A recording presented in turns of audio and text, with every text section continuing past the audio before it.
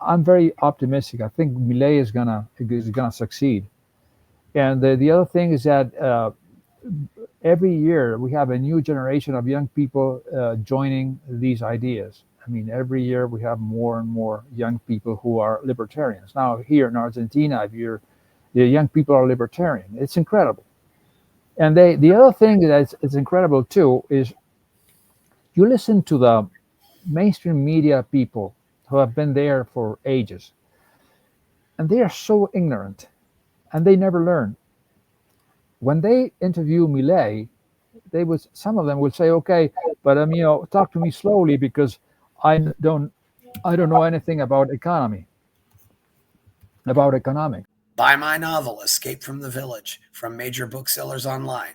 Go to escapevillage.com. Subscribe to the Substack. Go to fountainheadforum.substack.com.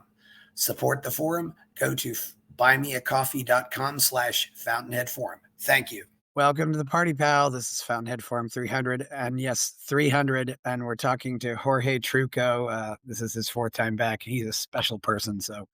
Hi, Chris.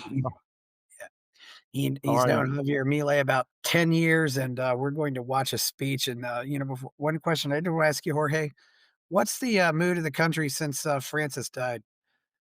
People are moved because Francis was Argentinian, and a lot of people didn't like him, but the reaction was very respectful. Uh, I'm in a little town here in the Andes, so I don't know all the things that happen in BA. I watch them on TV, but I think the people uh, are, you know, giving a lot of importance to that fact, to that subject. Oh, yes. Well, that's, yeah, I just, he was the first, really the first time there's been a pope that wasn't from Europe, I believe. I mean, so it Yeah, yeah. brought some attention to a very large Catholic country. Well, we're going to watch Milei's speech on the 1st of March. That's kind of a State of the Union address, or, this is Yes. a speech to Congress. And you can get all of these speeches at Oficina del Presidente. It's a nice channel with no ads, and it's basically the office of the president. So there are also, that's actually been around longer than Milei. So there you have speeches from his predecessor as well. And this is a pretty long speech, so we're going to have fun with this. We're going to enlarge it. And I did fast forward through some of the pomp and circumstance. We don't really need to watch him drive up in the car or anything like that. No. Yeah, but yeah, we're starting to talk right now, so it should be very interesting. Martín Menem, el presidente provisional del Let's get to where he's walking in with la Vigirel. apertura del 143º periodo del She always sesiones looks great. ordinarias de este Karina's in the Congreso blue outfit Nacional. behind him. Se Yeah. dirige ahora escoltado por los Jorge, I've agentes noticed they always sign this para book. What firmar exactly los is this libros book? de honor. Lo hace I think it's en primer lugar el libro it, de la Honorable Cámara de Senadores de la I Nación. think it is the book that registers all the things they do at Congress El cual day deja by su day. mensaje personal, I la mean, apertura. Yeah, I don't know there's for no, sure. I mean, I've never been a congressman myself. Y ahora hace lo propio yeah, there's, I mean, there's, en el libro de it's honor clear. de la There's nothing in it. It Honorable just looks Cámara like people de are signing it all the Diputados time. de la Nación. Yeah. And Vigirel is kind of standing there. She kind of looks like she really doesn't want to be there, but because they're not really talking much, unfortunately. But so now we got the, Deja en este libro también yeah, it's su the mensaje. sign's name. I think he wrote down "Viva la Libertad Carajo" there. Yeah, that's El recorrido the words he used when he se ended his actualiza speech. al original de la Constitución Nacional, And then it looks like there is this a copy of the Constitution? justamente en la asamblea de Yeah. inicio de las sesiones ordinarias. And it's like they stop and make just it's like they pray to it for a second, or everybody's dressed up. Everybody looks like they're dressed up kind of in a blue or blue ties. Chris, if Yes. I don't think it would be good to actually interpret his speech as he speaks, because we're gonna take a long time if I do that. I can read what he said because I've transcribed it and I've translated it, and it probably I'd be reading for 45 or 50 minutes with some That's pauses true. and some explanations. Yeah. I mean, this was one of the very few speeches that was not translated into English, uh, unlike other speeches that like the one he gave at Davos or at the UN or at the CPAC. And the CPAC wasn't translated either. This one was So not translated. yeah, it never was? Geez, why was that? I don't know why, because I tried to find it to send it to a friend of mine, an American friend of mine, and I couldn't find the translation of the CPAC speech. And this one, Yeah, okay, well, I mean, translated, I mean dubbed. I mean, yeah, the others were dubbed, and this one has not been dubbed. yeah, So I had to transcribe it and translate it into English. yeah, I usually yeah. I'm not a big fan of dubs because they just always look and feel really weird because, you can tell the mouth isn't matching the words. Yeah. It's just yeah. So that's why I always just put the subtitles up. It just seems more authentic. But yeah, if you wanna do a if we wanna I guess we could go by the transcript here, Jorge, that would work. I have it here. Yeah, yeah, you did all that work. Yeah, there's a Milei meeting with Bullrich, Petavello, Caputo, and some other people here. Jorge, one thing I noticed in this speech too is the flags don't have the sun on them. They're just the two blue stripes and the white stripe down the middle. Well, the for some Is that time, do they is it sometimes that way or sometimes it is that way. The complete flag is with the sun. Sometimes it is that way. At some point, there was. I mean, I can see what you say. I hadn't actually seen that, yes. but the when a long time ago, the flag didn't have the sun, and only the military flag had the sun. And then I don't remember who was it that actually said now the official flag always has the sun.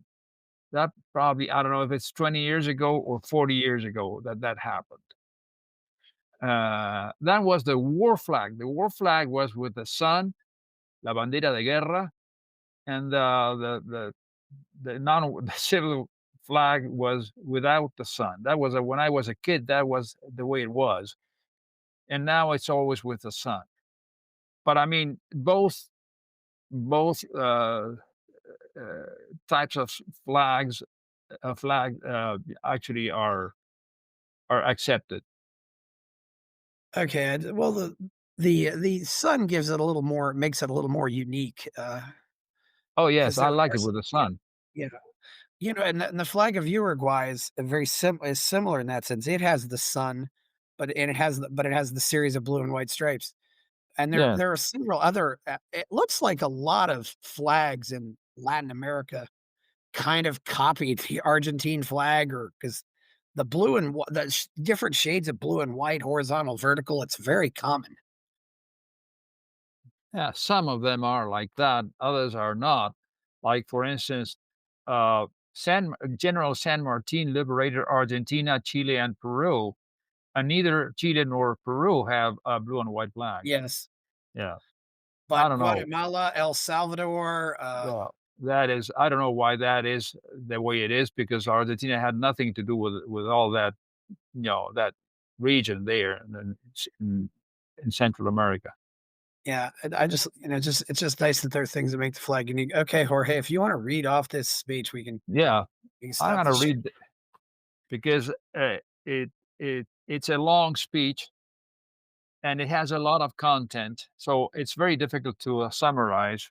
You can't. You have to, you have to omit things you're Yeah. going to summarize. Well, this was March 1st, so we need to. I mean, back then the capital control, the SIPO, was still in place. Yeah. Now it's not anymore. So, well, he addresses the ambassadors, members of national cabinet, and everything else, and he starts saying this. I must say this that as I look back on our first State of the Nation address, it is undeniable that today the country is radically different from what it was just 1 year ago. But before assessing what this first year of the new administration has been like, I would like to share a brief reflection. The Argentine society is likely one of the most familiar with political frustrations in modern history. To sum up this idea with a stark figure, we are a country where poverty multiplied tenfold between 1974 and the end of 2023. To put this in perspective, from the 1970s onward, global poverty dropped from 50% to 10%, while in Argentina, we went from 5% to 50%, a true aberration caused by the political caste. This means Yes. that the only experience Argentines have known throughout most of their lives has been a steady decline in their purchasing power, a long agony, with brief periods of growth quickly crushed by harsh blows of reality. It is only natural that after so many decades caught in this downward spiral of impoverishment, for a vast majority, decline begins to feel like a fated and inescapable condition, or a chronic illness one bitterly gets used to. Because of unsustainable economic programs and countless broken promises, each new political experience has brought more frustration than the last. That's why people speak of Argentina's political cyclothymia, and we get our hopes up for change. We crash, we grow disillusioned, and then the cycle begins all over again, erasing with the elbow what was written by hand. It's no coincidence that we constantly hear phrases like, don't get your hopes up, it is pointless, or Argentina will always let you down. Nor is it a coincidence that the last election was won by the first libertarian president, a complete outsider to the system. That would never have happened if traditional politicians had succeeded in improving our lives. For 100 years, Argentina spun like a carousel on a downward path, circling around its own axis, wearing down its economy, its credibility, and its citizens' quality of life with every turn. And why did all attempts to escape fail? The answer is simple, because they always began with the wrong diagnosis. No one ever questioned the axis on which the carousel turned, the heavy hand of the omnipresent state. All of the false dichotomies in our history, agriculture or industry, cheap or expensive dollar, Peronism or anti Peronism, mask the same underlying constant. And politics always defended the state tooth and nail, viewing public administration as a prize to be seized. That is the true model of the political caste. So, how were we ever going to get different results if instead of changing the recipe, we were only changing the cook? Our recipe is clear and concise. We have come to break the carousel, to take the handle away from the man handing out the rings, and to chart a path forward towards progress with deep changes that tackle the root of our problems. To that end, we took the bull by the horns, setting out to resolve the underlying issues. That's why we committed to restoring economic rationality, downsizing the state, returning freedom to society, reestablishing the rule of law, and erasing the privileges politics has accumulated over the years. As a result, we went from inheriting a consolidated fiscal deficit of 15 points between the Treasury and the central bank to achieving in our first year a financial surplus free from default. something that hasn't happened in the last 123 years. In parallel with fiscal discipline, we put a stop to unchecked money printing. And thanks to those two pillars, we have reduced inflation in, in an unprecedented way, even faster than the rate achieved during the convertibility plan, which until now had been the most successful stabilization program in our history. Today, we can proudly say that our economic program is the most successful to date. Just to illustrate with numbers, when we took office, the annualized wholesale inflation rate was 17,000%. That is true because it was actually 54% per month.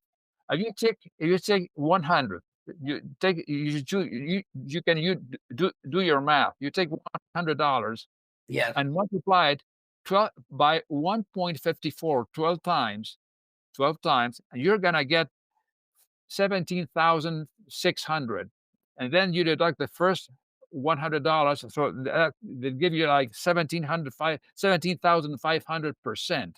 That was the annualized wholesale inflation, and that was the case if it had stayed uh, uh, consistent, and it hadn't grown. But if Massa had won, it would have been worse. Well, whatever. In the most recent Yeah, report, certainly. Yeah, I mean, yeah, yeah. Or hey, you were born in the 50s. I mean, you've certainly seen it get worse, right? I mean, you can attest to that. oh yeah, I've seen it worse. I mean, I've seen all the big hyperinflations that we had here. I was born in '51 when Perón was president, and I saw all the hyperinflation situations that we had. And I Yeah. remember that very, very well. In the most recent report, the same index, I mean, that index that was 17% per year, in the most recent report, that same index is now down to 19% annually. And that's true. And that he said that on March 1st. And we achieved this without confiscations like the Bonex plan. If you want to know what that is, I can tell you. The Bonex plan, it was the Plan Bonex was an emergency economic measure that taken in response to a severe hyperinflation crisis and a collapsing financial system. This was during the first year Menem was in office. Its main feature was a forced conversion of time deposits in Argentine banks into long-term government bonds, called Bonex 89, denominated in US dollars and maturing in 1999. They were issued in 1998 and they were mature in 1999. So that was, I mean, that was a confiscation. So he's mentioning that and he's saying, uh, and hold on. Yeah. So, and we achieved this without confiscations like the bonus plan, without price controls, without fixing the exchange rate, and while implementing tariff adjustments, something that has never been done before in Argentina. By stripping politics of its ability to arbitrarily regulate prices, we were able to solve supply shortages in key sectors like fuel, and we addressed the major issue of distorted relative prices that we inherited. When we took office, there were nearly 20 different exchange rates, with a gap between the official and the free market rates that had reached 200%. Today, that gap is below 15%, and that was March 1st. Now, today is zero. Today in April, what is it? April 23. Today is zero because he did away with all the the Yeah. the controls. Uh, we went from an economy where installment plans had disappeared to one where 30-year mortgage loans now exist. In other words, we went from talking about hyperinflation to talking about long-term stability. Along the way, we eliminated and reduced various taxes and tariffs. Seigniorage, that is, printing money to finance the deficit, which translated into inflation and effectively stole 15 percentage points of GDP from Argentines, was abolished. We also eliminated the país tax. That was a tax on credit cards when you traveled or you bought things from abroad. We also eliminated the país tax and the export duties permanently for regional economies and temporarily for traditional export products, which we will eventually remove entirely. We also eliminated the tax on real estate transfers, updated the income tax thresholds for the self employed, revised the brackets for the simplified tax regime, called monotributo, reduced the personal asset tax, and carried out the most successful capital amnesty in history. We call it blanqueo, whitening. Despite the doomsayers who predict it would be a failure, it was not a failure. We also reduced tariffs on a wide range of imports, eliminated the fuel tax on car sales and purchases, and lowered import duties for electric and hybrid vehicles. As a result of all this, the economy in 2024, measured end to end in year-over-year terms, not only did not shrink, but actually grew around 5% between endpoints. This happened despite all the predictions from the prophets of failure, who forecast a vertical collapse in economic activity from which we would not recover. This is especially noteworthy because in any other scenario, a fiscal adjustment of even half this magnitude would have led to drops in GDP of between 3.10 and 15%. When we began the adjustment, they said it was impossible, that we wouldn't even be able to achieve 1 point of adjustment in 2024. Yet, in our very first month in office, thanks to the colossus we have as a Minister of Economy, Luis Caputo, we achieved fiscal balance the very first month. Then they said it was temporary, that we wouldn't be able to sustain it. And as the months went by and fiscal balance persisted, they began saying that even so, we wouldn't be able to bring down inflation. They claimed it would get stuck at 30% per month, and it went down. Then they said it would settle at 20% a month, and it went down. Then at 8%, and it went down. Then at 4%, and it went down again. And we continued to bring inflation down. Then, when it was evident that inflation had entered a downward path, they started throwing around cheap Keynesian accusations, saying that we were going to sink, that economic activity would collapse, and that poverty would explode. Well, bad news for the Keynesians here and around the world, because not only did that not happen, economic activity measured in seasonally adjusted terms rose 4.8% from December to December and 5.5% without seasonal adjustment. Since April, the economy hasn't stopped growing. And you Keynesians haven't stopped whining. Nice. When they when they talked about endless collapse, about the L shape and Nike's smooth little pipe, it turned out to be an uppercase V shape, hard as they may be for the folks from the Frente para la Victoria, the Kirchner, or whatever they call themselves now, Unión por la Plata, I don't know. Ultimately, our adjustment program was expansionary. It was expansionary because, just as we said during the campaign, the vast majority of the adjustment fell on the public sector and not on the private sector, to which we returned about 15% of GDP by eliminating the fiscal deficit. And on top of that, we returned an additional 5 points thanks to economic growth between December 2023 and December 2024.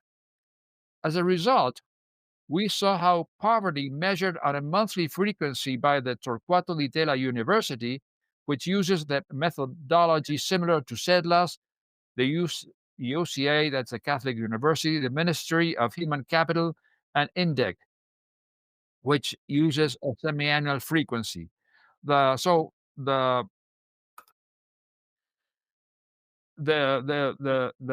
poverty fell from 56% to 33%, which in terms of population means 10 million people rose above the poverty line in 1 year.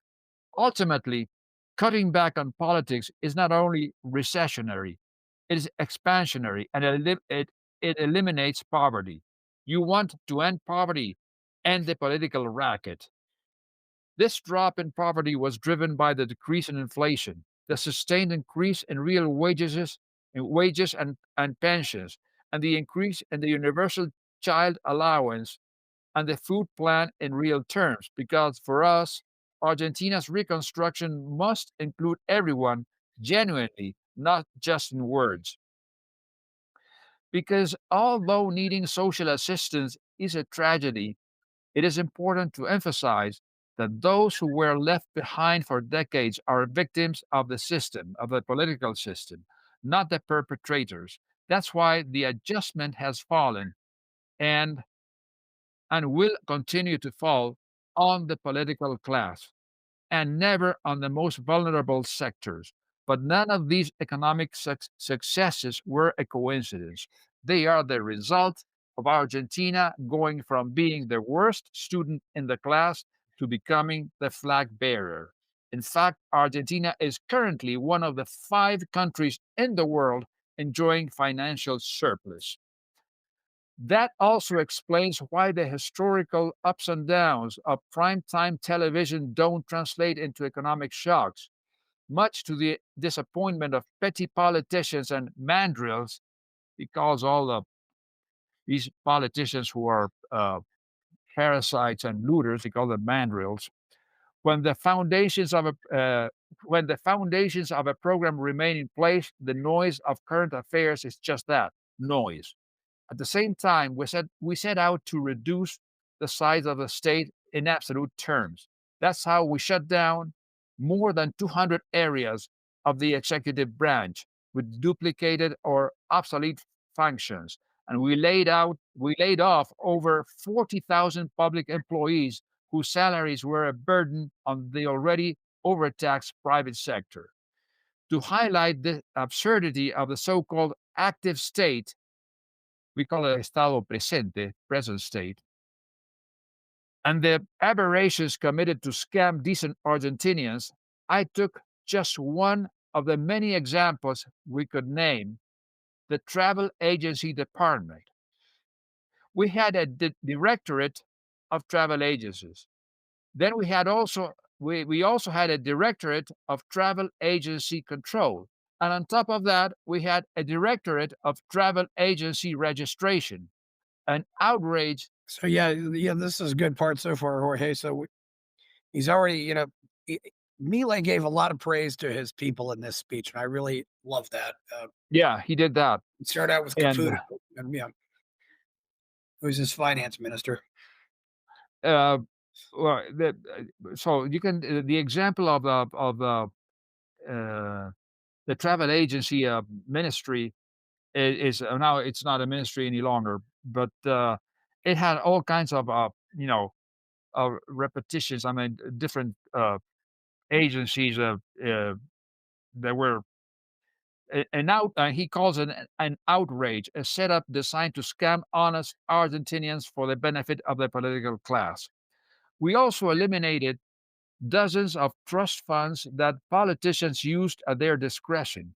We shut down the political slush funds like Inca, INADI, the Ministry of Women, and TELAM. I can explain to you what all these things are, if you wish.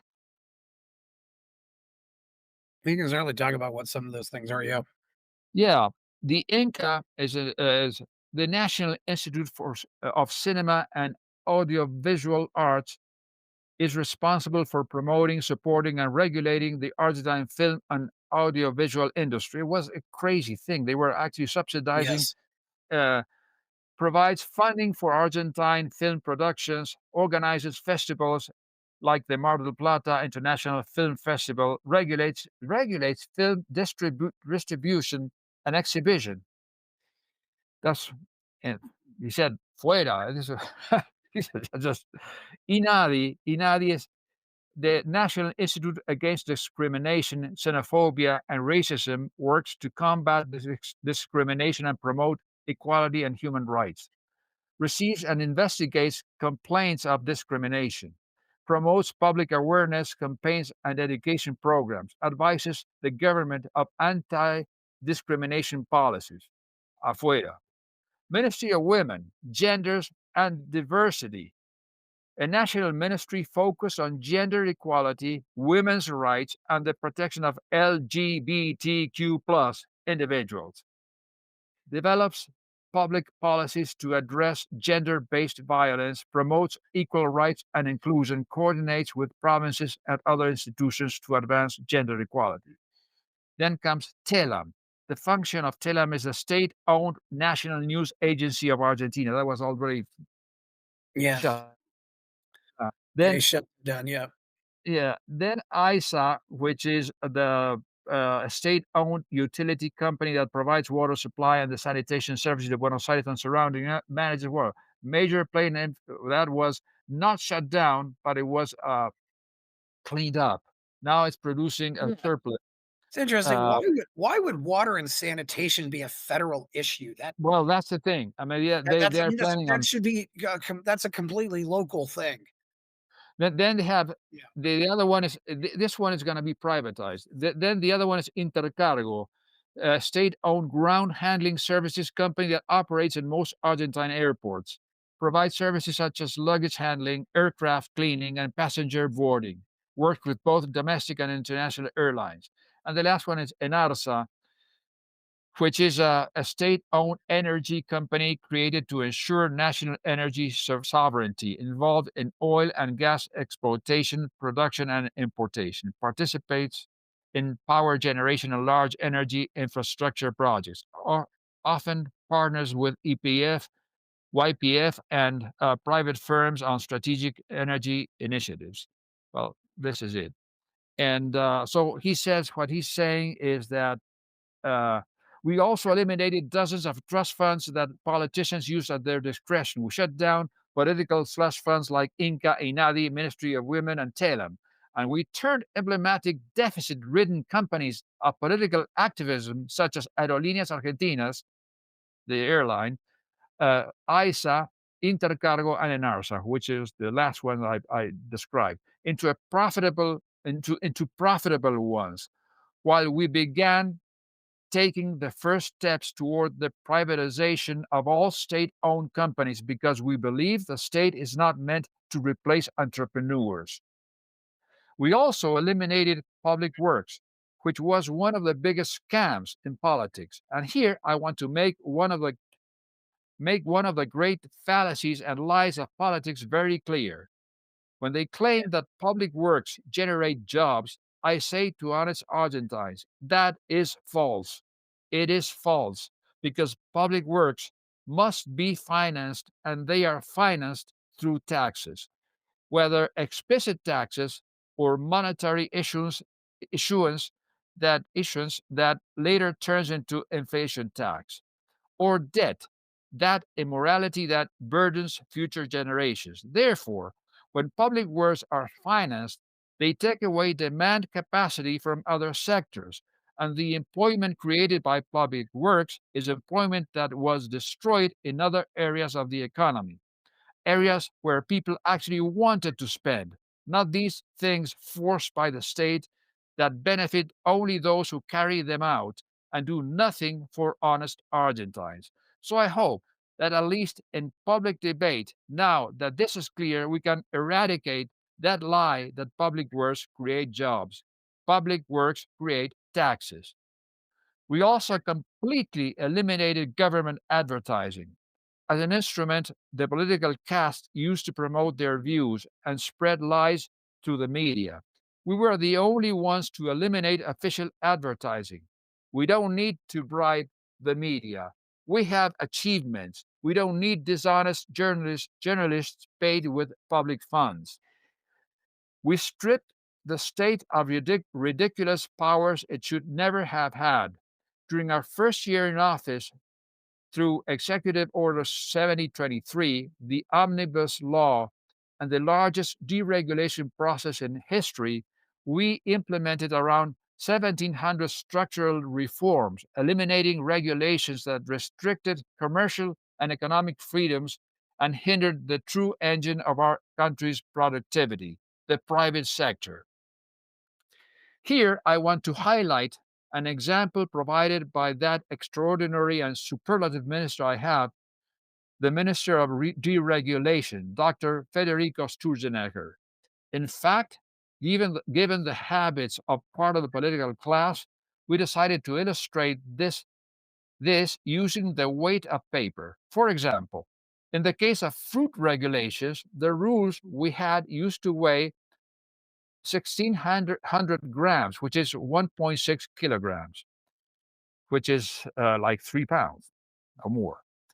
Today, thanks to Federico Sturzenegger's work, those regulations weigh just 80 grams. In other words, they were reduced by 95%. The airplane is a historic resource with more than 4.5 million passengers transported, far surpassing the previous record set in 2019. It's the aviation revolution, but supercharged. Perhaps the most emblematic example of our model is the real estate market. Thanks to the elimination of an infamous and now defunct rental law, ley de alquileres in our country, the rental law, the number of rental listings increased exponentially and rental costs dropped by as much as 30% in real terms. In terms of human capital, we eliminated the scam run by the poverty managers, stripping a group of shameless street blockers, piqueteros, on their power to extort the most vulnerable by forcing them to march for their own causes under threat of losing the social assistance. Thanks to this, we managed to reduce the number of protests and roadblocks from over 8,200 to zero. Yes, you heard it right. In 2023, there were over 30 blockades per working day, and now it has been more than 10 months without a single blockade anywhere in the country. In terms of national security, under the leadership of Dr. Bullrich, Patricia Bullrich, in 2024, we saw the lowest homicide rate in the last 25 years, having reduced it by 11 points compared to 2023. That is, we had the lowest homicide rate in South America. In Rosario, a city that was completely tormented by drug trafficking, thanks to the Plan Bandera, the Bandera Plan, the flag plan, led by Minister Bullrich, we saw the lowest crime rate since 2006, with fewer than 100 recorded crimes. In short, thank you, Mr. Minister Bullrich, for bringing back order, peace, and security to law-abiding Argentinians and making a living hell for criminals, making it a living hell for criminals. Hey, Jorge, I gotta ask, why does one city like that fall on the responsibility of the feds? I mean, here in America, it wouldn't the Fed it would be, it would be the city of Rosario. Yeah, they were, or the provincial police of the province of Santa Fe. I don't think Yeah. the city of Rosario has a police department, but the province of Santa Fe sure does. Okay. I think there are certain things like drug trafficking and that fall into. I mean, they can intervene too. I mean, the federal police can intervene in that too. That's what I think. Uh, Well, America is generally a lot more decentralized than Argentina is too. I mean, I yeah, mean, a county sheriff, in America has a lot of power, in his county, and you don't even yeah. have sheriffs at all down there. But yeah, it Well, was we uh, here, for instance, here where I am, we don't we have the provincial police, the province of yes. Neuquén, and but we also have the federal police too. So there are several things. There are certain things that fall into the jurisdiction of the federal police. I don't know exactly which ones they are, but uh, I think this thing about terrorism and drug trafficking and that sort of thing falls into the jurisdiction of the federal police Okay, too. I just wondered. There's Yeah. obviously, there's and usually the different police forces here work together on things. Hold on, I'm gonna take something. I had some water.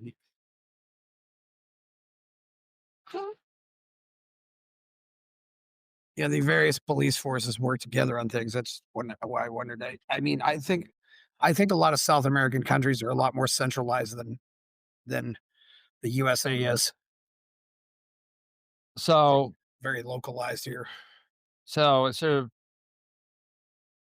and making it a living hell for criminals. We also passed the bills on repeat offenses and recidivism, recidivism along with the anti-mafia law to strengthen a universal principle that had long been forgotten in this land. If you do the crime, you do the time.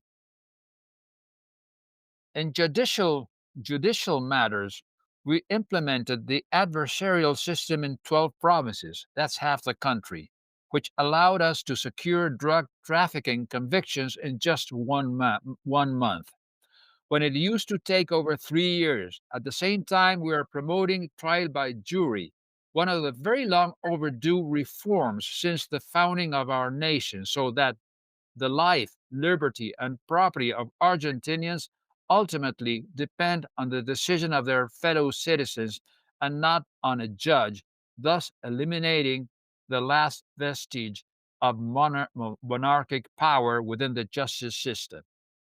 In matters of defense, we are re equipping and elevating the status of, of our armed forces once again after decades of neglect and disdain toward them.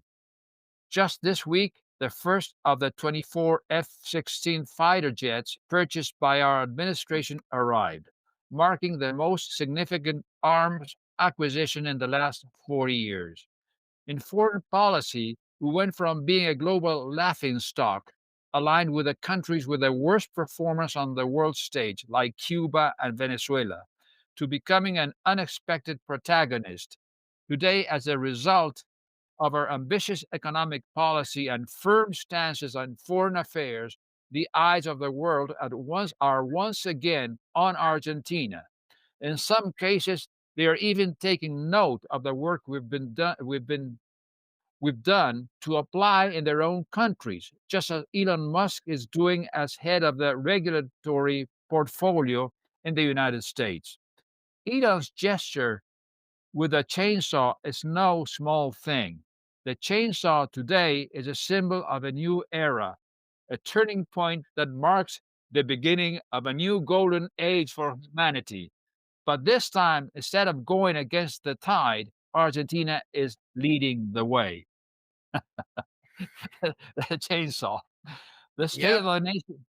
The state of the nation today is far more promising than it was a year ago.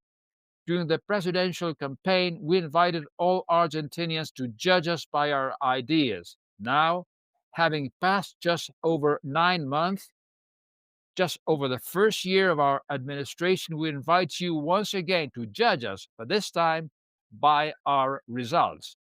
This is of utmost importance because if Argentina's resignation stems from broken promises, its redemption will depend on our ability to keep our word, and we will do so to the letter.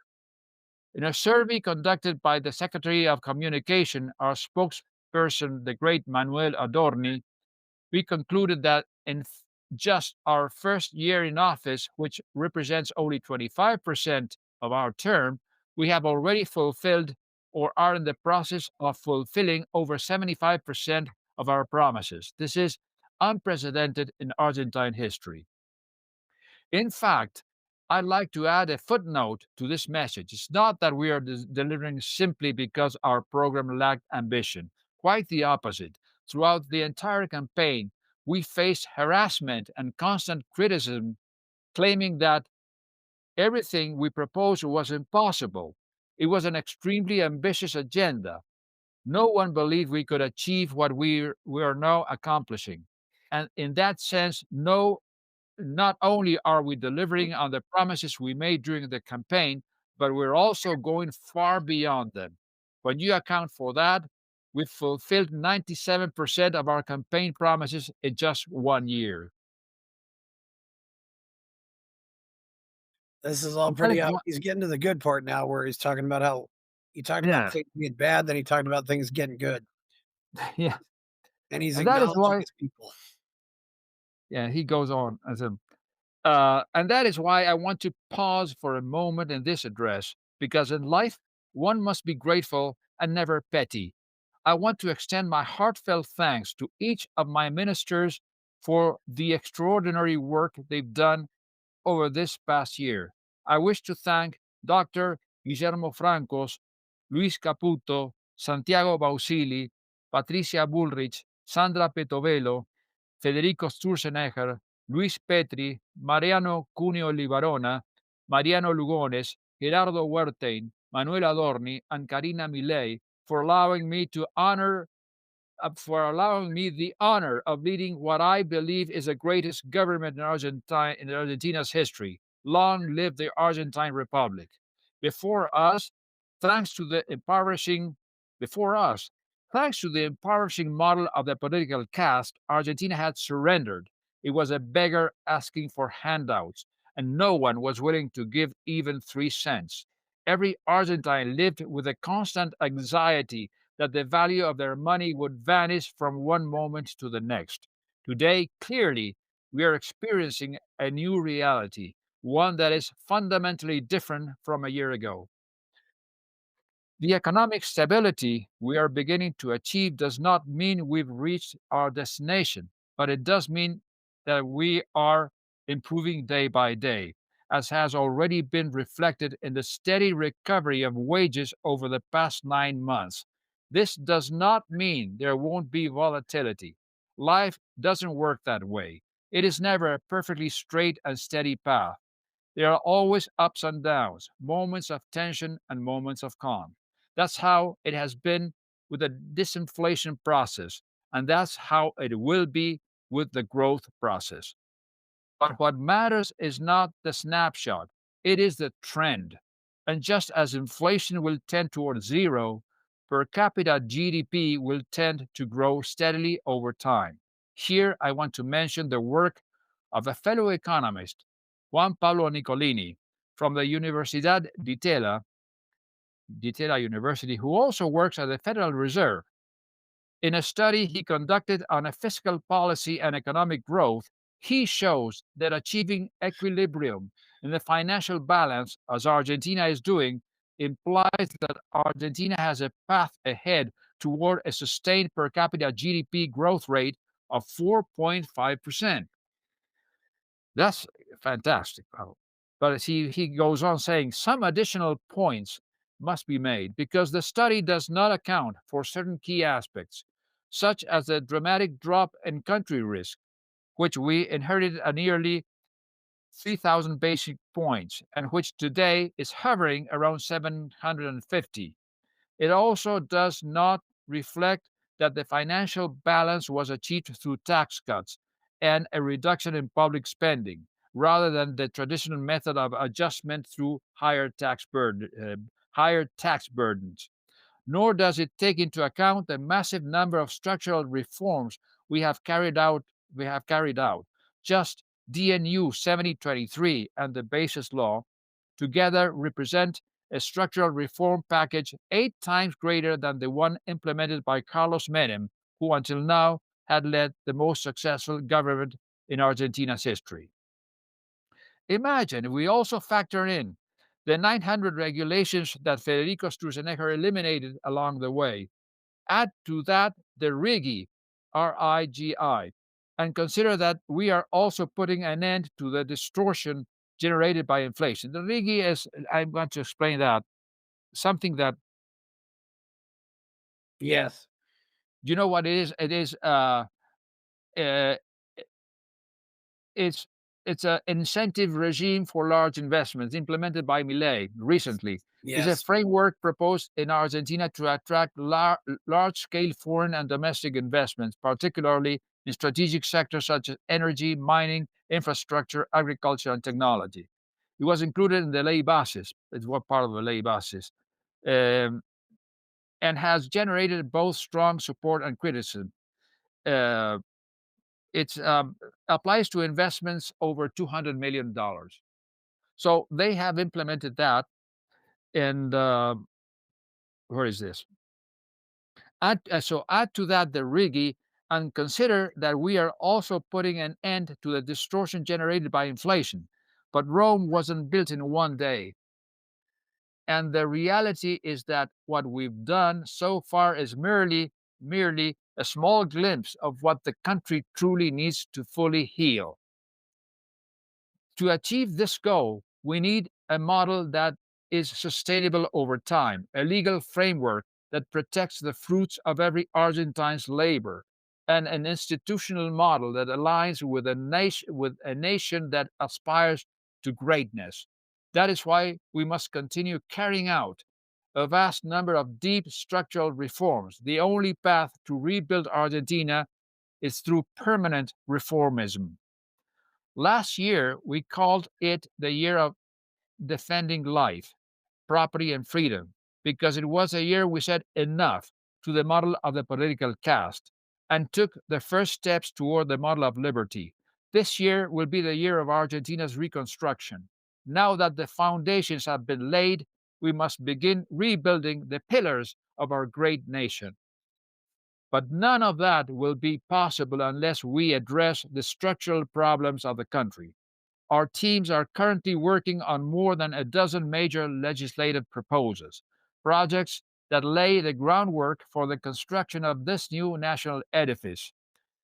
These initiatives target everything from economic issues to the administrative structure of the state, financial, criminal, and civil matters, topics related to national security and our intelligence system, trade, private property, and a broad range of institutional reforms necessary for a nation that dares to think big. Today, I want to take a moment to highlight some of the reforms we are currently working on.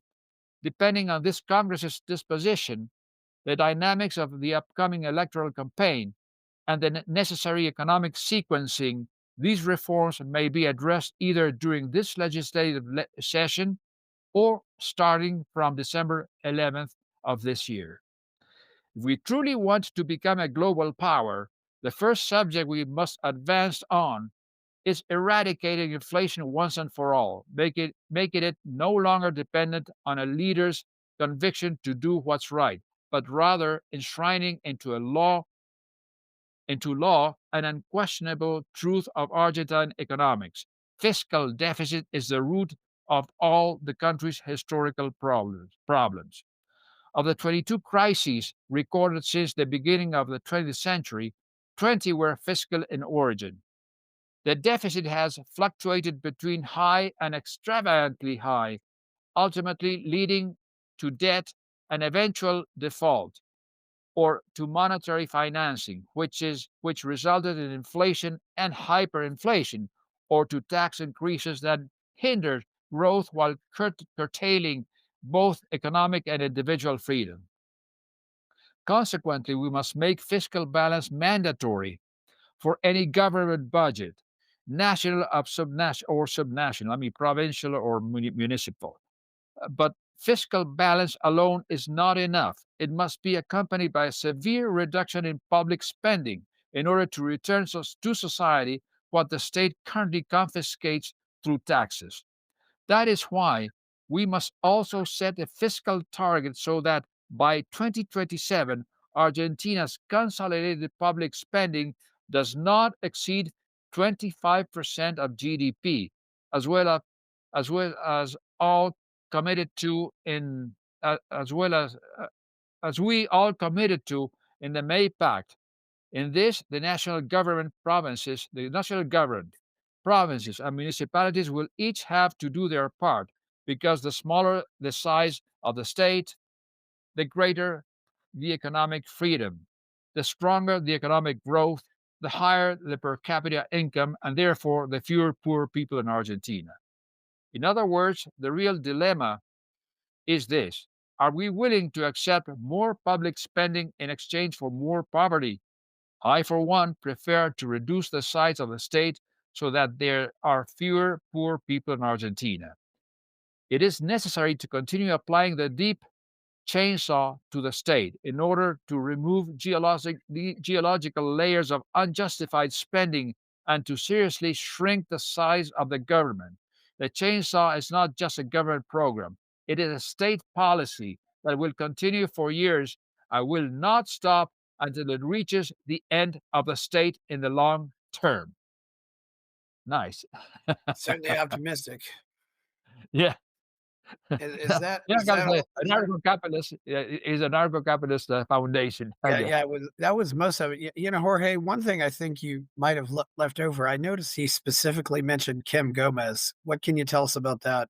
Oh, see, he's gonna mention that on Okay, the speech. Yeah, okay. You haven't gotten to that yet, then. yeah, Okay, I wasn't sure. uh, He was talking about crime yeah. earlier. No, no, no. It's mentioned.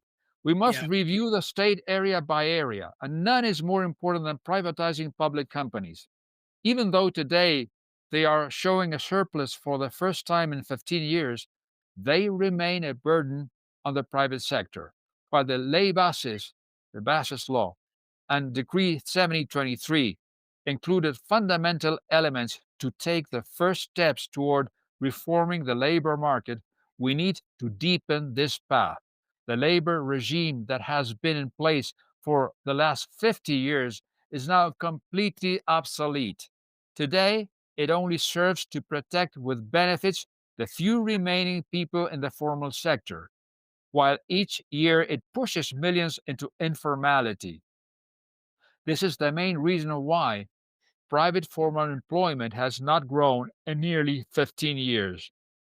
In this sense, only with a dynamic labor market that generates formal employment can we aspire to have a sustainable pension system, one that decades of mismanagement one that decades of mismanagement have ruined. It is also imperative to carry out a structural tax reform to reduce 90% of national taxes, leaving only six as taxes, thereby ending the logistical nightmare of paying taxes in Argentina. That's fantastic. Additionally, the spirit of the reform we're working on is to grant fiscal autonomy to the provinces for the taxes that the national state currently collects on their behalf. In this way, the national government will set a minimum threshold for each tax, substantially lower than the current total, and then the provinces may increase it as they see fit. This will undoubtedly generate fiscal competition among provinces and, in turn, boost their economies. Likewise, we need to return to Argentines the freedom to trade with whomever they wish, allowing goods and services to enter the local market so everyone can freely purchase higher quality products at better prices. For decades, under the guise of protecting a handful of jobs, the cost of living was deliberately increased for millions of Argentines, often forcing them to buy low quality goods at heavily distorted prices. It's not fair that only those who can afford to travel abroad can purchase whatever they want at international prices. That freedom should be for everyone. Opening markets will also open the doors of the world to Argentine companies, allowing them to sell our products to 8 billion people in a global context where what Argentina has to offer will be in high demand. See, Yep. Sounds like there's a lot of good things happening. oh, This is yeah. music for it. I also want to put an end to another fallacy we've been told for almost 100 years, the so called infant industry argument. An infant that by now must be at least 90 years old. We've been told we need to protect Industry X because it creates jobs, but that's another lie. Because if, during the process of opening up the economy, a higher quality and better priced product comes in and causes a company to go out of business, it is also true that consumers now have more money in their pockets to spend elsewhere in the economy. As a result, employment will be reallocated to more productive sectors with higher wages. generating greater overall well being. Therefore, enough with a protectionist lie. It is nothing more than a racket between the politicians and crony businessmen. I mean, he explains things like that in a speech, and actually he's teaching the people. I mean, there are a lot of young people who listen to these things, and they are enlightened, but they had never heard Oh, yeah. these things before. It's amazing what he's doing, Jorge. I really when I said this was said this might be the most important election in the history of the world, I meant it. I really love where this is going, and now with Johannes Kaiser in Chile running for president, sounds like we might have another Milei. Yeah, I hope that Kaiser wins. I mean, right Yeah, now I saw a poll today, and he's second. I mean, but yeah, the first is the other conservative guy, the Katz or Cast or whatever his name is. Cast, yeah, Uh, Cast, Chile, yeah, yeah, but I mean, yeah, I have such admiration for Axel Kaiser. I never dealt with his brother, but yeah, uh, I mean, he's gonna be advised by Axel, and he's yeah. that's I Axel hope so, is yeah. incredibly. Yeah, but Axel's the younger brother, and how often do big brothers listen to their little brothers? Anyway, yeah, Well, the first step, I mean, is well, he was talking about nothing more than a racket between politicians and crony businessmen. The first step on this path is a historic opportunity we have to establish a trade agreement with the United States, an opportunity that was already presented to us 20 years ago, and we let it slip by. That was Kirchner. Missing out on the last great growth boom the world experienced. But in order to seize this historic opportunity that is once again before us, we must be willing to be flexible, or even, if necessary, to leave Mercosur, which since its creation has done nothing but enrich large Brazilian industrialists at the expense of impoverishing Argentinians. But it's necessary to to go even deeper, restoring the inviolability of private property. To achieve this, we must go down to the bedrock of the law, civil and commercial codes, and civil and commercial procedural codes. It is urgent to return freedom of association to all Argentinians, reducing the prerogatives of the state and increasing those of the citizens. It is unescapable that individuals who do not have the right to freely make agreements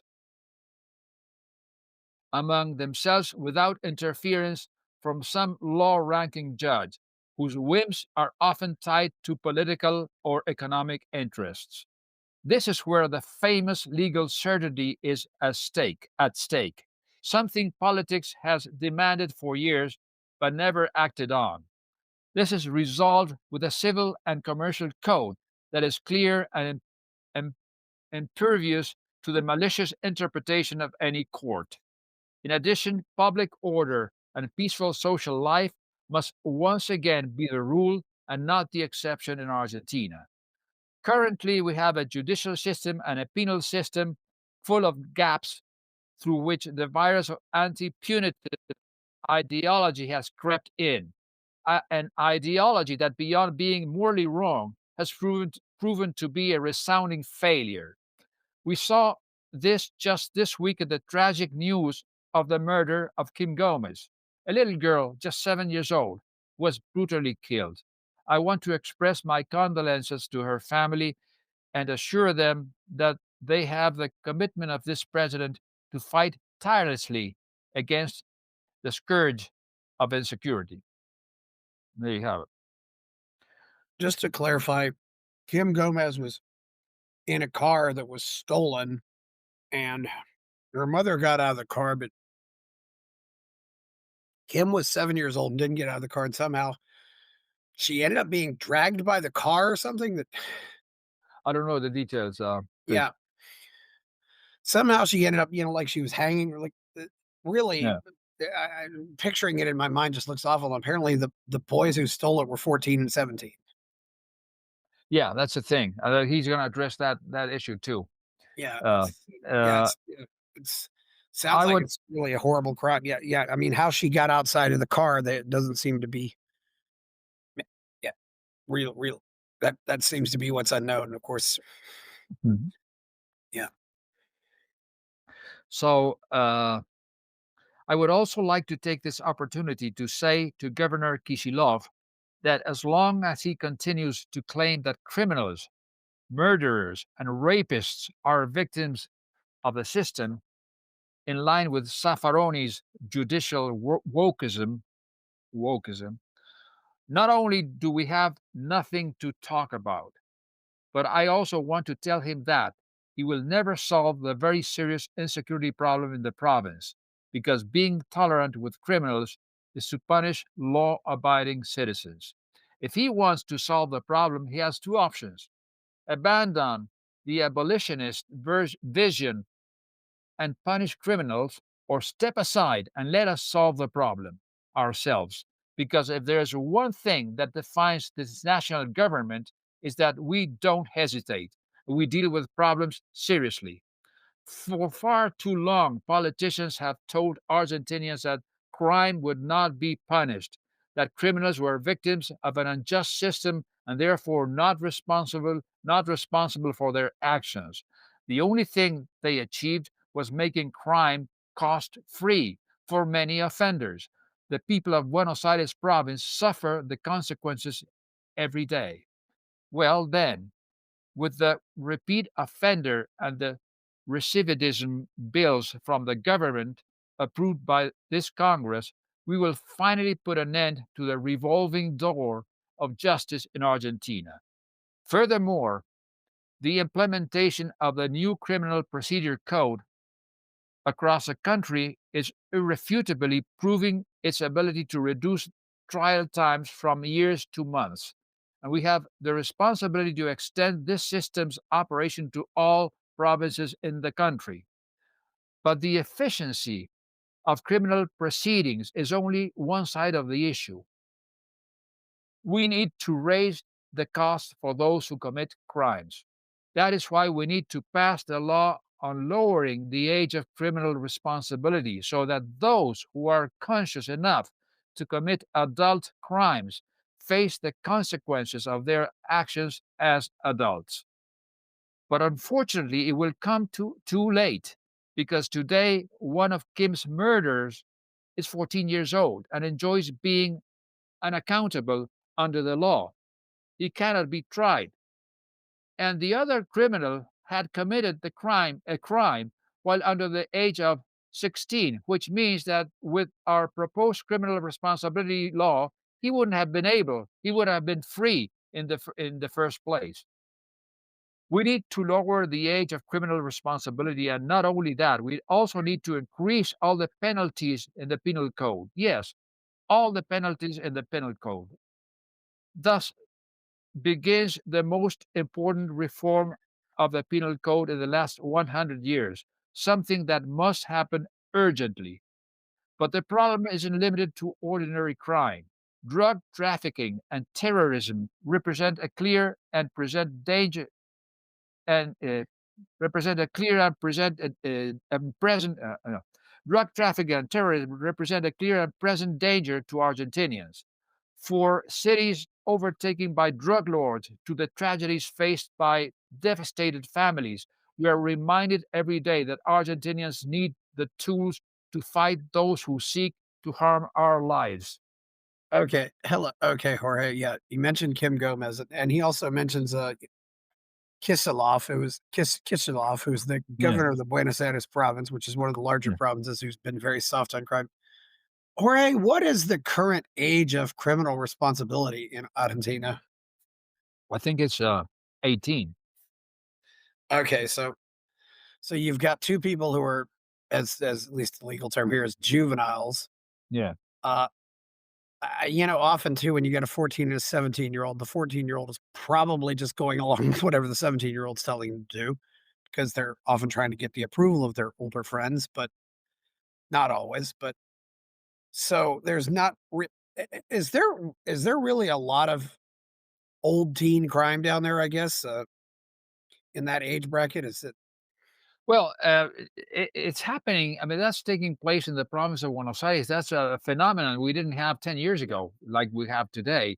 And these are children or young people who have been born into a family that some many times they don't have a father, and they never worked, and they actually don't. Uh, they don't they don't conceive mur- murder as the way we do. They don't give any value to life and even to their lives. They That's my take. I don't know. That's a phenomenon that's happening recently. And 20 years ago, it wasn't like that. And when I but was a kid, it was not like that.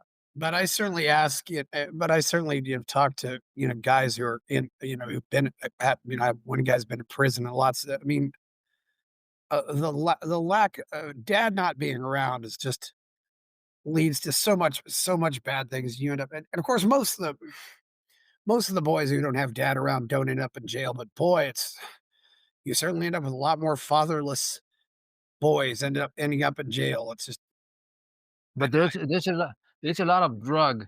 Uh, I yeah, mean, these people are always doped and under uh, the effects of drugs, they commit all these crimes. It's a difficult situation, but I mean, it has to be addressed. And I think that lowering the crime rate the crime age is a perfect is a necessary solution. I mean, uh, would making drugs legal help the situation? I mean, because well, you, you, you, that's the big question that libertarians like myself are asking. If you make them legal, what happens? You know, uh, do we do away with the drug lords like it happened with a prohibition in the United States, Portugal, yeah. or I'm not sure. Well, you take the and first of all, the price goes down, and you take the illegality out of it. Yeah, So it's an informal economy, but then it becomes a formal economy. yeah, So there's a lot. I mean, yeah, Jorge, America. Yeah, I don't know how many people know this, but in the 1920s, America made alcohol illegal, and it was, as yeah, I've said, before the coronavirus, it was the stupidest thing any democracy ever did. Uh, yeah. trying to make alcohol, just making beer and wine illegal, and it just ended up fueling this crime. And I mean, we don't, and not to mention, I think if drugs are illegal, it makes people less likely to go get help if they do have a Oh, problem. the Addicts. when you make something illegal, you create a black market, and the black market is a dangerous market. So that those who are, courageous enough to actually, be in the black market or do business in the black market are, I mean, it's so dangerous that the price for whatever drug is it goes up. The same thing Yes. happened with alcohol in the United States in the 20s. And so that's a problem of prohibition or banning things. And I always thought that if you legalize drugs, then you don't have a black market. You don't have I mean, it's not dangerous any longer. And those those who are drug addicts can continue to be drug addicts, and but people are gonna learn not to consume drugs, like they learn not to be drunk all day, with alcohol. That's what I think. But what happens if a country um, makes drugs legal, but the rest of the countries do not? What happens? I don't know. That's well, yeah. What would happen if I mean, how would it impact Mexico if we made drugs legal? I know. I think about. We certainly think about that a lot. Yeah. So yeah, I mean, and of course, unfortunately, you don't really have a culture of self defense there either. Mm. people having guns. I mean, No, that's the thing. That's another thing. Yes. Uh, I know that Millet will, and you know, would actually, if you ask him, he would his opinion would be like yours or mine. If you legalize drugs, you do away with the problem. But I don't know that that society is able to actually accept that right now. I don't know. I don't think so. yeah, I don't know either. It's very interesting to see how this all works out and what the public thinks or whether or not this can work. I mean, because if you propose one unpopular thing, sometimes it can derail everything else you want to do. And Millet is doing a lot of good. Yes. Okay. We'll keep on going. It doesn't sound like there's a lot left, but yeah, let's finish this off. No, we're getting there. In Yeah. addition, we're working on national security law that will provide the national state, our intelligence services, and our forces with the tools to pursue those who wish to threaten the lives of Argentinians. To conclude, we will not be able to solve the crime crisis in our country without an independent yet effective judiciary.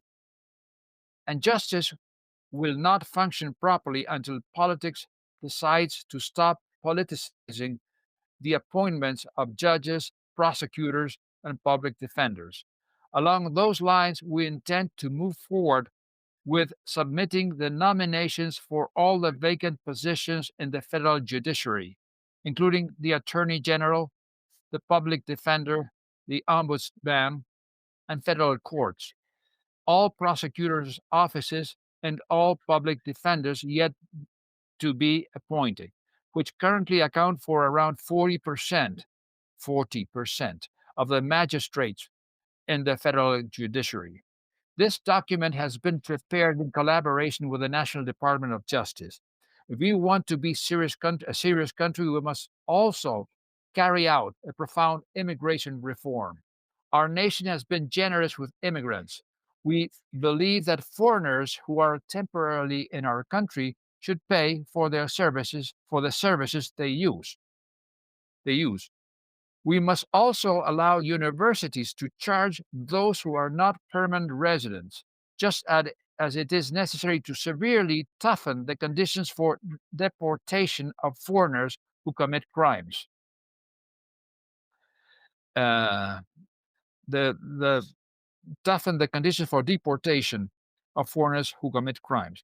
This is what any self-respecting country does, and if this needs any kind of justification, it's because over the past century, disrespect for the taxpayer has become a norm. On another note, we must restore the rule of equality before the law, putting an end to the system of all kinds that dictates everything from whom to hire to whom to vote for. We've reached the point where there are even quotas for hiring people in media outlets or for programming artists in a festival, under the supposed justification of protecting certain groups perceived as oppressed. We have unfairly harmed others, violating the equality before the law that our Constitution enshrines. We need to recover a basic truth of liberal democracy, that is the uh, the limit of one's rights is the rights of others. These are just a few of the many deep reform projects we are working on and on which we will move forward as a potential dynamics and economic sequencing require. Finally, but not less importantly, to make these projects and the changes demanded by the Argentine people a reality, we're moving forward with an agreement with the IMF to finally clean up the central bank balance sheet and permanently lift the currency controls during this year. Well, he said that on March 1st, and he said during this year, and we already, I mean, I think it was April 11th, I think, when he actually did away with, or something like that. That's just 10 days ago. Um, we have spent decades carrying the burden of fiscal deficit and debt, made worse by the fact that Throughout Argentina's history, instead of tackling the fiscal problem, various governments chose to go into debt, whether with the market, multilateral credit organizations, or the central bank itself in exchange for money printing. That's why today, thanks to the soundness of our economic program, we are in a position to enter into this new agreement without increasing our gross debt. To truly understand the scale of the monetary problem we've been dragging along since the beginning of our administration, and to understand what we are aiming for with this new agreement, it is important to briefly describe the issue. The central bank, like any economic agent, has a balance sheet whose accounting identity indicates that its net worth is given by the difference between its assets and liabilities.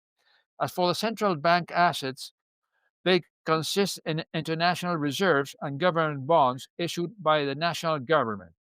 On the liability side, we find the monetary base, that is, the money issued and held by citizens and banks in the form of reserves, and interest bearing debt, formerly known as LEVAX, LELIX, and now PASES. These were government bonds that Yes, that were, lakes. You you we know what talked they about were. those. Yeah, there's been a lot of debt there Yeah. in Argentina. Yeah, so In this regard, when the central bank's liabilities increase, it's either due to the issuance of pesos in exchange for government bonds that have no market value, s- s- um, it's a spurious issuance, or due to the accumulation of interest on the passes. This deteriorates the central bank's net worth. As net worth becomes increasingly negative, a higher price level is required to dilute the central bank's debts so that it adjusts to the real value of its assets. Therefore, as the treasury finances itself by placing worthless bonds in the central bank, the long-term price level rises, which in turn increases the current rate of inflation. From this perspective, it is quite simple to explain why, since the end of the convertibility regime, the price of the dollar has multiplied by 1,200 times. First, due to the massive scam of asymmetric pacification, which meant that politicians stole $14 billion that backed the monetary base in 2001. Adjusted to today's value, using US inflation, that amounts to $30 billion. In other words, with, with that asymmetric pacification, that joke so cheerfully promoted and supported by Clarín, the the mainstream media, uh, supported by Clarín, which later got its media law so it wouldn't go bankrupt. They stole $30 billion from the Argentine people. $30 billion from the Argentine people. The second scam was the bicentennial fund, when, due to Christina Kirchner's electoral whim, $10 billion were withdrawn from the central bank, which would be equivalent to $15 billion in today's money. In other words, they stole $15 billion from the central bank, which in essence means they stole from all Argentines through the inflation tax. However, the looting by politicians through the central bank doesn't end with those two monumental scams. To that, we must add the $25 billion in future contracts in 2015 and the $40 billion from the CEDAs in 2023. This means that over the last 25 years, politicians via the central bank have stolen $110 billion from Argentines. I can explain what the CEDAS was if you know what it was. These lunatics, I mean, they, under the Kirchner regime, yeah. under the previous administration, Argentina implemented an import control system called SIRA, Sistema de Importaciones de la República Argentina, which required companies to get prior government approval before being allowed to import goods. It was designed to manage the use of scarce foreign currency reserves by limiting the access to US dollars for import payments. President Milei criticizes this system for several reasons. It created a massive backlog of unpaid import debts. Companies were allowed to bring goods into the country, but the central bank often delayed or denied access to the official exchange market to pay for them. As a result, importers accumulated debts with foreign suppliers who were expecting to be paid in dollars. Millet estimates that by the end of 2023, this commercial debt had ballooned to around 40 billion. It was arbitrary and opaque. The approval processes the approval process lacked transparency. Some companies were approved quickly, others waited months, and some never got approval, often depending on political connections rather than economic criteria. It disrupted production and damaged Argentina credibility. Without access to key important inputs, many industries were forced to slow or to stop production. At the same time, suppliers abroad became wary of doing business with Argentine firms, damaging trust and long-term commercial relationships. It contributed also to a distortion of the foreign exchange market. The CETA system was part of a broader framework of multiple exchange rates and capital controls, which led to inefficiencies, a proliferation of parallel exchange rates, and increased pressure on the black market. For these reasons, President Millet dismantled the CETA system as part of his broader economic reform plan aimed at unifying the exchange rate, restoring market trust, and liberalizing Argentina's trade and currency regime. Well, that's what he mentions here. This means, I mean, putting all these things together that were perpetrated during the Kirchner regime and before, like 2001. This means that over the last 25 years, since year 2000, politicians via the central bank have stolen $110 billion from the Argentines. Now come and talk to me about pyramid schemes. Come on. He made that comment. Faced with such destruction of the central bank assets, it should come as no surprise that we've experienced such an inflationary disaster over the past 20 years. And given that the dollar is just another price within the economy, it's almost natural that it has multiplied by 1,200 times, as I mentioned earlier. In light of this, we have put an end to both the fiscal and quasi fiscal deficits, so the central bank is no longer scamming Argentines by printing money, either to finance the treasury nor to pay interest or remunerated liabilities. In fact, the broad monetary base has remained constant since the middle of last year. That's right, the broad monetary base hasn't grown since mid last year. Nor did we seek a solution through market borrowing, as the nation's consolidated debt has decreased by $30 billion. We don't just proclaim debt reduction with words, we deliver it through action. Therefore, the current agreement with the IMF seeks to restore the central bank's assets and thus its equity, so that inflation becomes nothing more than a bad memory of the past. In this way, the funds received by the IMF from the funds received from the IMF will be used by the Treasury to cancel part of its debt with the central bank. At the same time, one could argue that while gross debt remains unchanged, there is a change in the creditor. However, this argument implies accepting that the political class is willing to continue defrauding Argentinians through inflation. In other words, someone might say we are replacing explicit taxes with implicit unlegislated tax. Mhm. What's notable here is that we will honor our commitments, and the funds to meet this debt will come from greater fiscal adjustment through public spending cuts, from public spending cuts.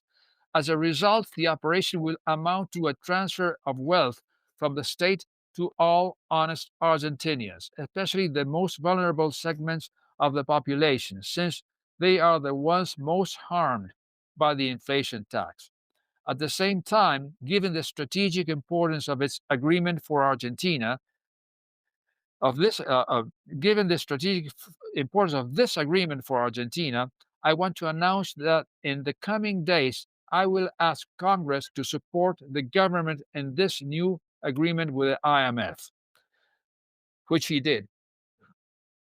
This new agreement will provide us with the tools to pave the way toward a more free and efficient exchange rate regime for all our citizens and to attract greater investment that translates into lower inflation, greater growth, and higher employment levels, which in turn lead to better wages and fewer people living in poverty or extreme poverty. I want to be clear about one thing. We are going to solve the problem that all previous governments caused through fiscal deficits and how they were financed. Therefore, we expect this Congress to adopt the same stance it took with all the others, which is to support the government in this new agreement. Ultimately, as you can see, we can have laid the foundations for change. We still need to place a brick to place we still need to place brick upon brick to rebuild this shattered structure that is our nation. And given the winds of change blowing, we are facing a historic opportunity. Many have described many have described it as perhaps our last chance. As I stated right here exactly 1 year ago when I invited you to sign the May Pact, my preference would be that we approach this historic opportunity for reconstruction in unity, with all sectors of politics and society pushing in the same direction. I still dream that this change of course can be the opportunity to begin a cycle of national unity that goes beyond our generation, as happened in the early part of the 19th century, and that 100 years from now, when they write about this era, they can refer to us as a generation of the 21st century that changed Argentina. We are not motivated by power. We are the first case in modern democracy to enter an election year without engaging in politically driven economic policy because we have no ambition for power. Our only ambition is for reform.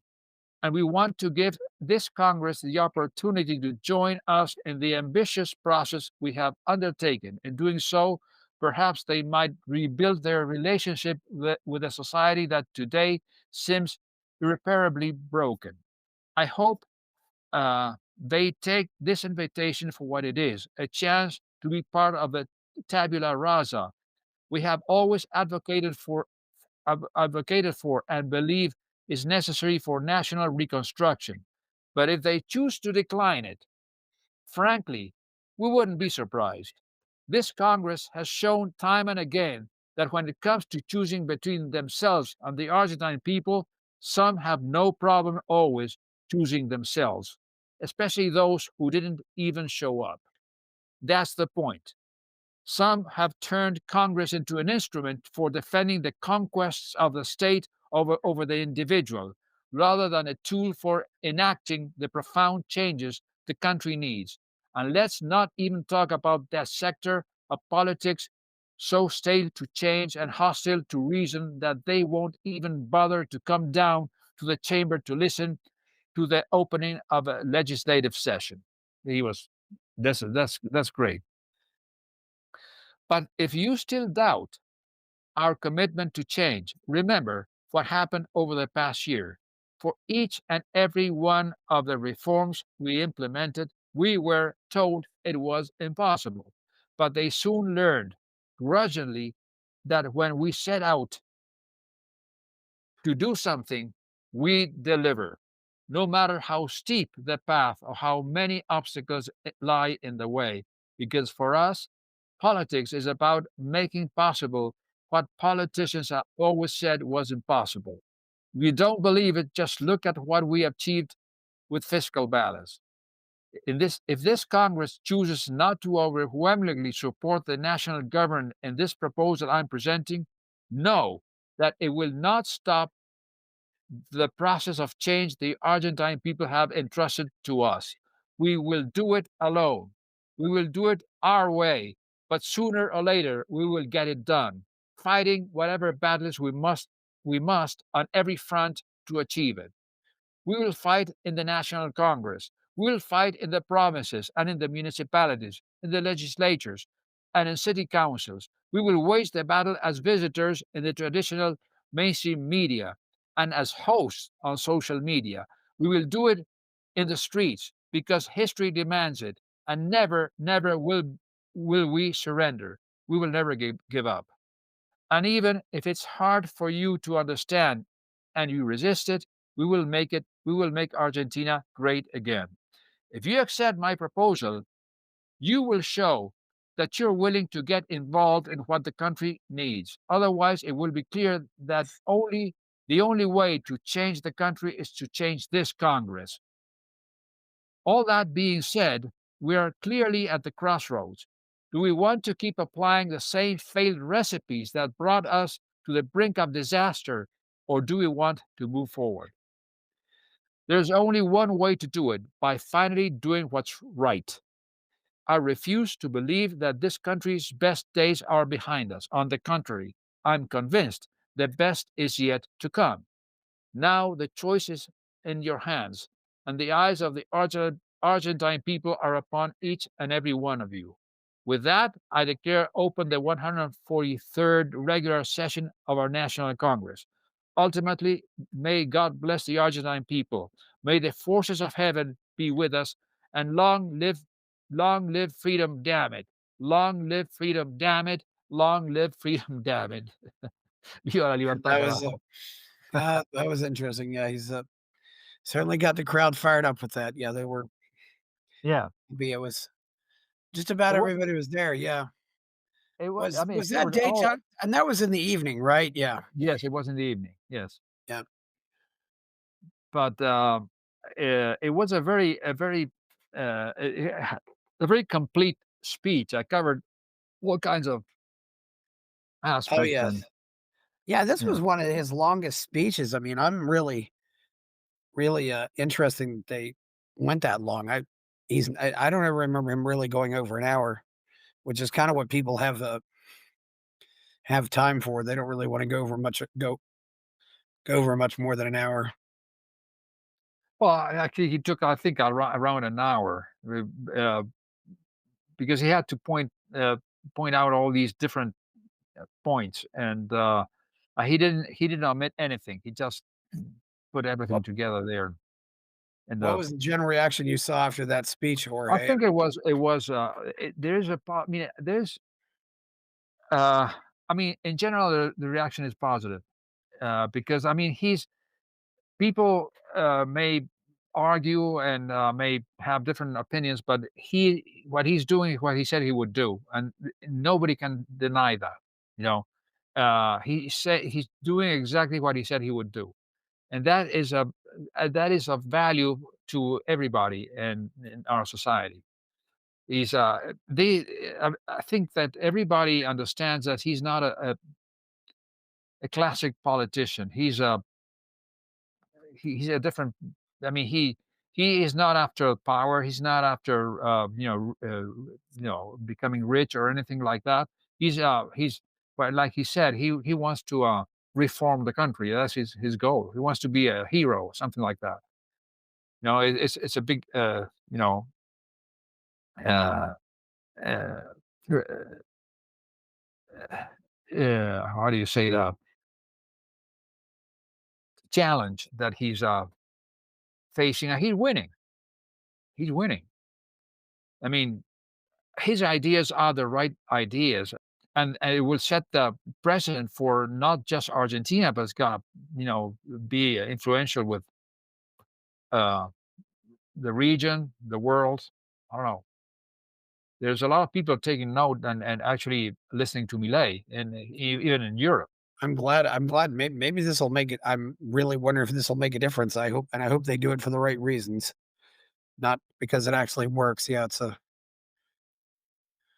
There is- it's what do you think about the elections coming up? Because everybody who's in the Senate, everybody who's in the Chamber of Deputies stays, but could we get some new people in?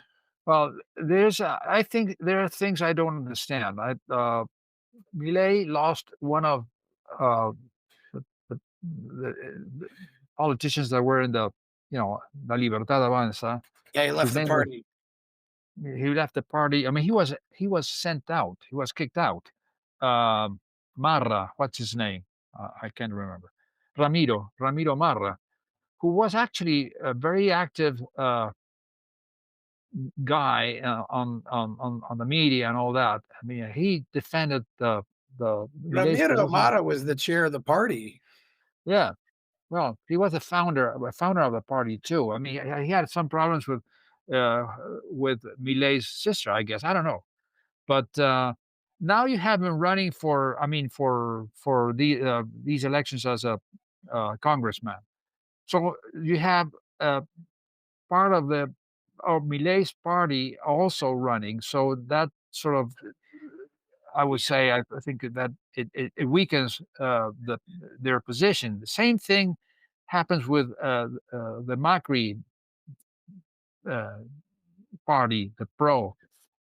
Um, some people think that they should be running together with Milei because they are against Kirchner, and so these divisions actually weaken the anti-Kirchner front. And the Kirchner front, and this is in the city of Buenos Aires. I mean, I'm talking about the city of Buenos Aires only. And the Kirchner front, there is this guy Santoro running by himself, and he's actually now leading the polls. Not by a great. I mean, it's all atomized, and but he is ahead. And there's no second round here. I don't think. I mean, it's just whoever wins wins. And so I don't have an opinion. I mean, I wish that they could, run together and beat the Kirchner people in the city, and especially in the province of Buenos Aires. That is that is because in the in the city, if even if the Kirchner guy wins, I mean, they will have one more representative in Congress, and that's all. It's not a big deal. But in the province of Buenos Aires, it is a big deal. So they should be able to run together in the province of Buenos Aires. That's what I think. But I don't know why they are. I mean, Milei maybe is seeing things differently, or maybe he. I don't know.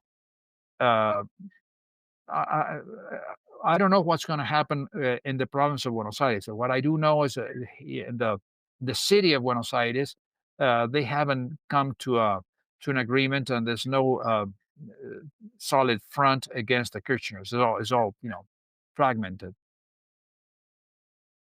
Yeah, Jorge, I want to clarify. Are there two Alberto Benegas Lynches or are there three of them? No, there's the senior who I never met. I just met the one that Millet calls Junior, which Yeah. is sort of 80 years old now, Well, and yeah, yeah, Bertie, is yeah. part of Millet's party. Yeah, so there's Alberto. Yeah, well, Bertie is just Alberto. Yeah, so there's one in the Congress. There's one I've met who's an older economist, but then I think there was also a father who came before them who's probably no longer around. Well, I mean the first one of the very early persons who people who actually enlightened me in the early 90s of the Austrian School of Economics was Alberto Benegas Lynch. I mean, Yes. uh, uh, he had a TV program on a cable channel. I don't remember what they once a week called Contracorriente, Counter Current, and he would debate Contra with what? Contracorriente, Counter Current would So spell as so is that against counter the current. courage? Okay, yeah. Yeah, Okay, I thought it might have been Contracorriente. his name, but yeah. It was outstanding because he and I think it was his wife. I don't remember. I think it was his wife. They were analyzing things like private property, Yeah. why things like that. He was the first one to mention Mises and Hayek and all that. I studied economics for 3 years, and I continued on studying business, which I grad yeah, and I graduated there too. But Yeah. I never, in school, in college, I never heard of of of of the Austrian School of Economics. I hardly heard anything from, Milton Friedman. Everything was, I mean, I can tell you, it was Samuelson, Galbraith, Keynes, Timbergen, and then other Argentine economists. But it was all Keynesian, all Keynesian, purely Keynesian. I mean, I mean, how does the state intervene in order to correct the market flaws? And I mean, from the very beginning, it's totally false and flawed. And so, I mean, I had the privilege to actually discover the existence of this program of Alberto Berengas Lynch on TV, and I would for 3 or 4 years I followed him. And then it was very difficult because he mentioned these books. So I would go to bookstores in BA, and they didn't have these books. Now it's easy because you go online and you have all kinds of things. You got to go in Amazon and you find everything you want, or you go and there's a lot of things you have access to anything you want. But back in 1990, it wasn't like that. Hmm. But he was very enlightening, Venegas Lynch. Yeah, yeah. I mean, that sounds like Milton and Rose Friedman because they did Mm. some things together. They probably copied that maybe because it ended up working. Yeah, because there's just he certainly cites Lynch a lot. Uh anybody who might be worth watching in the legislature this year, or anything? Uh, Say that again. Anybody worth watching? Anybody who's making waves in the legislature this year? Or, I'm not sure. I mean, Uh, in the Chamber of I'll get, Deputies, in the Senate. I mean, I don't know. I don't know. I mean, I don't know. The Senate is something that uh, yeah. uh, One person in the Senate did quit the party. Yeah, that was Palantino, I believe that's how you say it, or Paltroni, Paltroni. I don't know. Yeah. Not Well, sure. I don't know, Jorge. Well, I don't know if we have anything else really to cover here. It's been a good talking to you. Thanks for coming on. Thanks for helping me connect with other people. Well, That's I think the bottom line is I think that we had. I remember our first interview was before Milei was elected, was right after the first round of election here in yeah, Argentina. And then we had like 3 meetings, and now this is the fourth one. And so fourth one. we have seen a very interesting process, Yeah, unfold. That unlike any other, I mean, it's a unique, uh, unique happening that we're witnessing that I think it's historical. I'm very optimistic. I think Millet is gonna succeed. And the other thing is that every year we have a new generation of young people joining these ideas. I mean, every year we have more and more young people who are libertarians. Now, here in Argentina, the young people are libertarian. It's incredible. And the other thing that is incredible too is you listen to the mainstream media people who have been there for ages, and they are so ignorant and they never learn. When they interview Millet, some of them will say, "Okay, but talk to me slowly because I n- don't I don't know anything about economics." yes, And I mean, after 10 years of saying the same stupidity, I mean, they should be able to study. I mean, if you want to be a good journalist, why don't you go and read, history, philosophy, economics, and things like that? Whereas, for instance, you go on YouTube, you see all these YouTubers and influencers, young guys, many, there are dozens, who actually every time Milei mentions any book, they go and they read it, Yeah. and some of them are so well read that is impressive, and they it's you know it's spreading like wildfire. I mean, it's much more interesting to go into the uh, social media and watch YouTube podcasts and things like that than watching TV. It's the new media and it's taking over, and people who aren't on the new media are just getting left behind. And it's all these, I mean, he's had people make videos of Milei and all this stuff. He's inspired an army of own little journalists out there who just go out and promote him. It's from what I hear, yeah, it's amazing to watch. I hope we can get a similar movement here in America, although I don't know if Mm, we have anybody who could inspire it. I don't know. I mean, it's a very really. I didn't before I met Millet. I didn't know that that would happen in Argentina. I was already. I think Argentina was doomed. I mean, I was. It was. You know. Uh, I would. I wouldn't live. I mean, I never thought I could. I would live to see to witness what's going on right now. Yeah, It's a major. Major change. yeah. Cultural shift. It is a cultural shift, although a lot of us thought we'd at least see some we might see the death of socialism after the Berlin Wall fell, and we didn't Yeah. see that. So Yeah. it's really amazing to watch though, and I'm hoping it spreads elsewhere because I South America has a lot of good things going for it. It's a well, I don't know. You've been here almost 2 hours, Jorge. I don't know if there's anything else to say before we go. If you have anything else you want to add, it's been Uh, great talking to you. I mean, I should come down and go fishing with you sometime because you just you're a man of the outdoors, and I really and it's obvious that you just absolutely positively love it. So Yeah. Well, yeah, I love it. I'm never gonna quit, running fishing trips or anything like that. oh yeah, you never yeah, you keep on doing it. Yeah, I mean, I want to Yeah. go next time I'm down there see nature. I thought it might be I wonder if it'd be possible, to go on a road trip or something, just see what's around there. Go south. Well, thank you, Jorge Trucco. Well, Where can you I find you, Jorge? You're just on Twitter and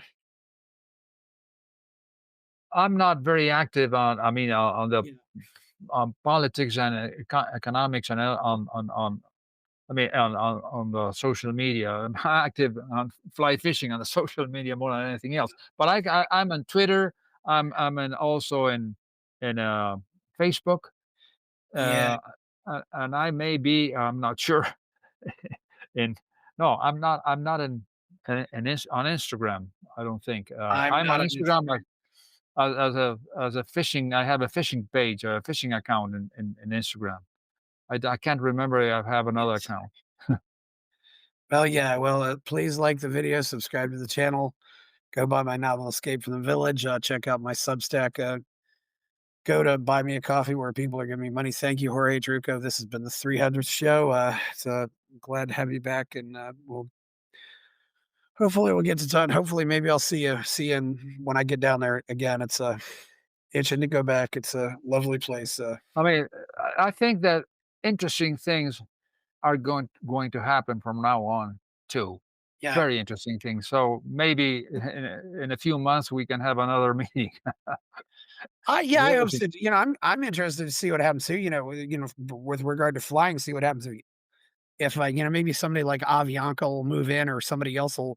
Some of these other some or Volaris will try to move it and maybe give you some competition in the airline business. Because but anyway, okay. Well, I'm Chris Baker. We're out. Buy my novel, Escape from the Village, from major booksellers online. Go to escapevillage.com. Subscribe to the Substack. Go to fountainheadforum.substack.com. Support the forum. Go to buymeacoffee.com/fountainheadforum. Thank you.